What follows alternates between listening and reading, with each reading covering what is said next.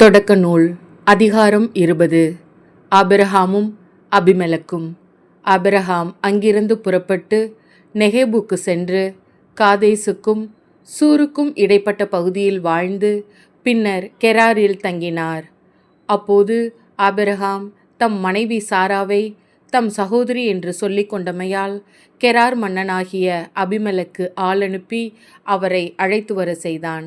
இரவில் ஆண்டவர் அபிமெலக்குக்கு கனவில் தோன்றி, இதோ நீ அழைத்து வர செய்த பெண்ணின் பொருட்டு நீ சாகப் போகிறாய், ஏனெனில் அவள் ஒருவனுக்கு வாழ்க்கைப்பட்டவள் என்று அவனிடம் கூறினார்.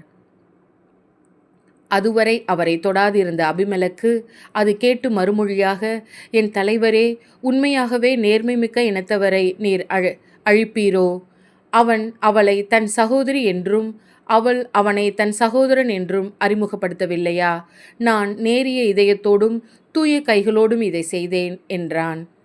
கடவுள் கனவில் தோன்றி அவனை நோக்கி, நீ நேரிய இதயத்தோடு அப்படி செய்யாதென்று அறிவேன்.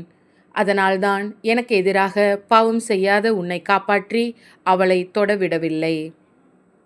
உடனே அந்த பெண்ணை அவளின் கணவனிடம் அனுப்பிவிடு, ஏனெனில் அவன் ஓர் இறைவாக்கினன்.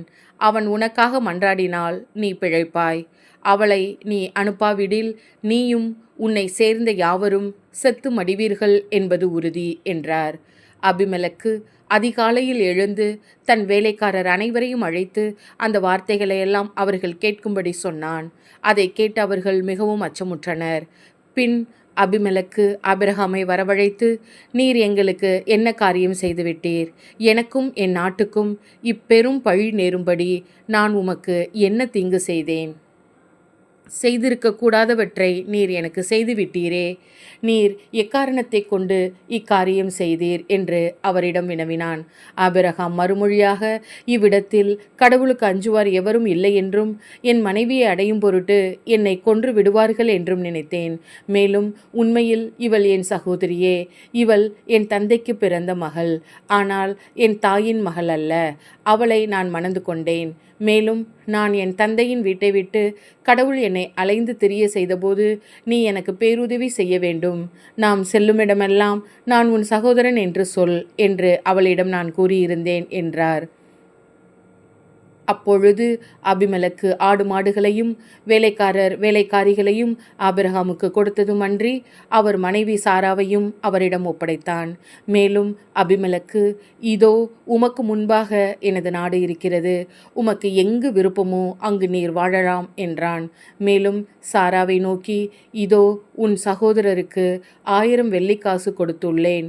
உன்னோடு இருப்பவர்களின் பார்வையிலிருந்து அது மறைக்கும் திரையாக அமையட்டும். அனைவர் பார்வையிலும் உன் பழி நீங்கிவிட்டது என்றான். ஆபிரகாம் கடவுளிடம் மன்றாடவே கடவுளும் அபிமெலக்கையும் அவன் மனைவியையும் அடிமை பெண்களையும் குணமாக்கி அவர்களுக்கு பிள்ளை பெறு அளித்தார். ஏனென்றால் ஆபிரகாமின் மனைவி சாராவை முன்னிட்டு ஆண்டவர் அபிமெலக்கு வீட்டிலிருந்த பெண்களை மலடிகளாக்கியிருந்தார். இது ஆண்டவரின் அருள்வாக்கு. இறைவா, உமக்கு நன்றி.